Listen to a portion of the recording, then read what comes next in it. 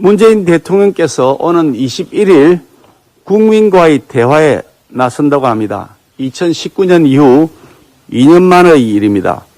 대통령 취임사에서 문재인 대통령은 광화문 대통령실을 열겠다. 퇴근길에는 시장에 들러 마주치는 시민들과 격의 없는 대화를 나누겠다고 약속했지만 그 약속이 얼마나 허황된 가짜 뉴스였는지 문 대통령이 친히 증명해주고 있습니다. 그동안 국민들은 문 대통령의 일방통행식 생뚱맞은 메시지를 질릴 만큼 충분히 들었습니다. 코로나 초기 방역 실패에도 K방역 운운한 낯뜨거운 자화자찬, 미친 집값에도 부동산만큼은 자신 있다던 근거 없는 자신감, 근자감, 행동으로는 언론재갈법을 추진하면서도 말로는 언론 자유는 민주주의의 기둥이라고 하던 유체 이탈식 화법, 이제 더 이상 반복하지 않으시기를 바랍니다. 문재인 정권 5년에 대한 국민들의 평가는 정확하게 드러나 있습니다. 최근 여론조사 결과에 의하면 문 정부가 가장 잘한 일이 무엇이냐는 질문에 없다는 답변이 1위를 차지했습니다. 특히 18세에서 29세에서는 잘한 일이 없다는 답변이 절반을 넘어선 52.5%에 이르렀습니다. 국민들은 지난 5년을 문재인 정권의 무능과 아집이 만들어낸 총체적 실패로 인식하고 있다는 사실이 명확히 드러난 것입니다. 지금 국민들이 대통령에게서 듣고 싶은 말은 대통령의 무능과 국정 실패에 대한 솔직한 인정 그리고 진솔한 사과일 것입니다. 문재인 대통령은 세계 경제 이론에 족보조차 없는 듣도 보도 못한 소득 주도 성장으로 일자리도 없고 소득도 없이 그저 저녁 시간만 있는 삶을 만들었습니다. 원칙도 없고 공정성도 없이 인기 영합력으로 추진했던 공공부문 비정규직 제로 정책은 청년들의 일자리를 빼앗아가면서 고용시장을 왜곡했고 노노 갈등을 부추기까지 했습니다. 부동산 정책 실패로 생긴 주택 지역 문제에 대한 진정성 있는 반성과 정책 전환은커녕 도리어 집 가진 국민을 투기꾼으로 매도하고 평범한 서민들의 내 집 마련의 꿈을 빼앗아갔습니다. 에너지 정책의 실패로 세계 최고의 대한민국 원전 기술을 사양시키고 아름다운 우리 국토를 싸구려 중국산 태양광 패널로 오염시켰습니다. 코로나 초기 마스크 대란에서부터 백신의 조기 확보 실패, 최근의 요소수 대란에 이르기까지 문 정권의 위기 대응 능력은 처참한 수준이었습니다. 무엇보다 5년 내내 천문학적 빚을 내서 국민 혈세로 정권 생색을 내더니 기어이 나라빚 1천조 원 시대를 열면서 미래 세대에게 엄청난 부담을 떠넘겨 주었습니다. 그러면서도 문재인 대통령 지금까지 단 한 번도 국민 앞에 진심을 다해 사과한 일이 없었습니다. 잘못된 정책이 얼마나 국민의 삶을 무너뜨리는지 빤히 알고 보면서도 잘못된 길에서 돌이키지도 않았습니다. 문 대통령은 지금이라도 조국 전 장관에 대한 마음의 빚이 아니라 대한민국 국민에게 마음의 빚을 가지셔야 합니다. 이번만큼은 제발 대통령께서 하고 싶은 얘기만 할 것이 아니라 국민들이 듣고 싶은 답변을 들을 수 있는 자리가 되기를 바랍니다. 대장동 특검협상과에서 말씀드리겠습니다. 대장동 게이트의 키맨 중 한 사람인 김만배 씨가 이틀째 검찰 출석에 불응하고 있다고 합니다. 버티기 작전에 들어간 것 같아 보입니다. 열흘 후면 김 씨에 대한 구속 수사 기간이 만료되는데 검찰이 빈손으로 김 씨 풀어주려는 작전은 아닌지 심히 우려됩니다.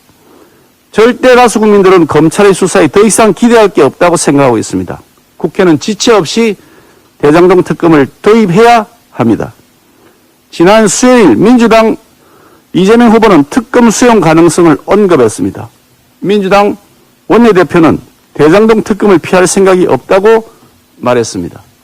그렇다면 더 이상 시간을 끌 이유도 명분도 없습니다. 우리 국민의힘은 민주당에게 여야 원내대표 회담을 제안했지만 아직 민주당의 답변은 돌아오지 않고 있는 상황입니다. 후보자는 앞에서 특검을 도입하자는 말을 하면서 국민 여론의 간을 보고 있고, 그러면서 당은 뒤에서 특검을 저지하는 이중 플레이 작전이 아니라고 한다면 지체 없이 여야가 만나 특검법을 논의해야 합니다.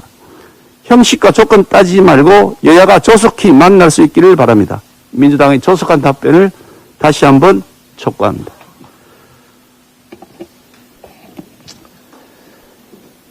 민주당 이재명 후보가 수사가 미진하다면 특검을 도입할 수 있다라고 조건부 수용 의사를 밝혔습니다. 그 조건은 이미 충족되었습니다. 우리 대한민국 국민의 70% 이상이 검찰의 수사가 미진하기 때문에 특검을 도입해야 한다고 뜻을 밝히고 있습니다. 그런 만큼 이제 이재명 후보는 특검에 대해서 전격적으로 아무 조건 없이 수용해 주기를 바랍니다. 문재인 정부의 무능과 실정의 최대 폐해는 부동산입니다. 문재인 정부는 잡으라는 집값과 투기도 못 잡고 오히려 문재인표 검찰개혁의 민낯만 드러냈습니다. 문재인 정부는 국민적 공분을 잃었던 LH 사태를 계기로 7개월간 대대적인 부동산 투기 단속을 벌였습니다. 그중 대표적인 사례가 업무상 취득한 내부 정보를 활용한 LH 광명 시형사업본부 직원의 땅 투기였습니다. 그런데 수원지방법원 안산지원은 지난 9일 누가 봐도 전형적인 투기에 대해 부실 수사를 이유로 무죄를 선고했습니다. 문재인 대통령은 지난 3월 LH 직원 부동산 투기 의혹을 발본색원하라고 지시했지만 박범계 장관은 검경 수사권 조정을 이유로 검찰이 직접 수사 권한을 행사할 수 없다며 정부합동 특별수사본부에서 검찰을 배제시키는 등 사건 초기부터 넉장 부실 수사로 시간만 허비했습니다. 결국 진짜 투기는 잡지 못한 것입니다. 이뿐만이 아닙니다. 문재인 정부의 규제일변도 정책은 잡으라는 집값 대신 애꿎은 국민만 잡았습니다. 지난해 다주택자와 법인의 취득세와 종합부동산세를 중과세하는 70 대책으로 인해 법인과 외지인 등은 법망을 피해 공시가격 1억 원 이하의 주택을 집중적으로 사들였습니다. 그 결과 지난 9일까지 전체 아파트 거래 2,433건 중 1억 원 이하 아파트 거래 비중은 무려 30.8%에 달했습니다.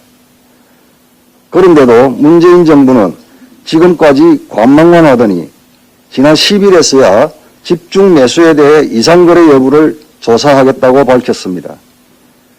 정부 기재의 풍선 효과로 인해 이미 서민의 주거 여건은 피폐해졌는데 뒤늦게 정부가 뒷북 대응을 한 것입니다. 부동산 대참사로 인한 국민의 고통은 하반기에도 계속될 예정입니다. 국세청이 오는 22일경 역대급 종합부동산세 고지서를 발송한다고 합니다. 정책 실패로 인한 집값 폭등과 세율 인상, 급격한 공시가격 현실화 등으로 많은 국민이 그야말로 한 번도 경험하지 못한 고지서를 받게 될 것입니다. 다주택자는 물론 1주택자 국민 또한 작년보다 19%나 오른 공시가격으로 인해 세금 부담이 늘어날 전망입니다. 이러한 과도한 징벌적 과세는 전세값 급등, 전세의 월세 전환 과속화 등 세입자와 서민에게 또 다른 고통을 초래하게 될 것입니다. 진짜 투기와 집값을 잡기는커녕 부동산 정책 실패의 책임을 온전히 국민에게 전가한 문재인 정부, 그야말로 역대 최고의 무능한 정부입니다. 문재인 정부는 제발 민심과 현실을 직시하기를 바랍니다. 지금이라도 국민의 고통을 줄이는 방향으로 부동산 정책을 선회해야 합니다. 또한 이렇게 국민의 호주머니를 쥐어짜 거둬들인 세금을 국가재정법까지 위반해 가며 여당 선거운동의 재원으로 삼으려는 이재명 후보와 민주당의 몰염치에 강력하게 경고장을 날립니다. 우리 국민들은 이제 이를 결코 좌시하지 않을 것입니다. 예, 조금 전에 정책위 의장님께서도 말씀하셨습니다만, 10일 날 예결특위 경제분야 질의에서 홍남기 부총리가 금년 추가 세수를 내년으로 유예해서 전 국민 추가 재난지원금을 지급하자는 민주당 주장에 대해서 정부가 자의적으로 납부 유예해주면 국세징수법에 저촉되므로 어렵다. 이렇게 답변을 했습니다. 본위원회 어제 그저께 예결에서 질의를 했습니다만 국세기본법 제13조에는 세금 납부, 기한 연장 다 포함합니다. 세금 납부를 유예할 수 있도록 하는 요건이 그리고 주체가 아주 명확하게 규정되어 있습니다. 부총리가 말한 대로 민주당 주장은 명백한 초법적 발상입니다. 국가재정법도 제3조에는 회계연도 독립의 원칙을 규정하고 있습니다. 그 연도에 지출해야 될 세출 예산 경비는 그 연도 내 세입에 의해서 조달되어야 하고 그 연도에 지출돼야 될 다른 경비는 다른 연도에서 지출되어서는 안 된다는 것을 명백하게 규정하고 있습니다. 집권 여당이 여당 대선 후보를 위해서 행정부 공무원으로 하여금 위법한 예산을 반영하게 하는 것은 헌법 제7조에 따라 보장된 공무원의 정치적 중립성에 심대한 침해 행위가 될 수밖에 없습니다. 선관위에서도 최근 선거가 임박한 시기에 선거에 영향을 미칠 수 있고 편파적으로 작용할 수 있는 국가기관의 행위는 최대한 자제되어야 한다고 밝힌 바가 있습니다. 또 경우에 따라서는 청탁금지법 위배될 수도 있고 정치권이 행정부를 압박하는 것은 형법상 강요죄 그리고 직권남용 그리고 국고손실죄 등 여러 가지 범죄 행위의 구성 요소가 될 수 있다는 말씀을 드립니다. 또한 행정부 공무원이 이러한 위법 부당함을 알고도 그 책임을 방기하는 것은 직무유기에 이를 수 있다는 말씀도 아울러 경고로 말씀드립니다. 다음은 근로유인 없는 현금성 지원 정책이 구인난과 취업난의 엇박자를 더 가중시키고 있다는 말씀을 드립니다. 정부가 근본 없이 뿌리는 현금성 지원 정책이 구직난을 가중시키고 있습니다. 최근 위드 코로나 시작과 함께 영업시간 제한이 사라지면서 외식업계가 오랜만에 활기를 되찾고 있는 것은 사실입니다. 그런데 취업을 하지 않아도 돈을 지급하는 정부의 마구잡이식 현금성 지원으로 구인난이라는 복병에 부딪혀서 지금 어려움을 겪고 있습니다. 정부는 코로나로 인한 실업률 감소 대책 일환으로 근로유인 없는 현금성 지원을 대폭 지금 누리고 있는 그런 상태입니다. 특히 현금성 지원 정책은 지원을 받는 기간 동안 소액 이상의 영리 활동을 금지하거나 아예 근로활동을 막는 그런 부작용이 있다는 말씀을 드립니다. 또한 당초 목적과 맞지 않게 이력서를 넣기만 하는 등의 형식적인 구직 활동도 인정을 해줘서 현금성 지원을 받고 있는 그런 상태입니다. 일을 적극적으로 구하지 않아도 국가에서 현금을 뿌리는데 과연 누가 열심히 일을 하려고 하겠습니까?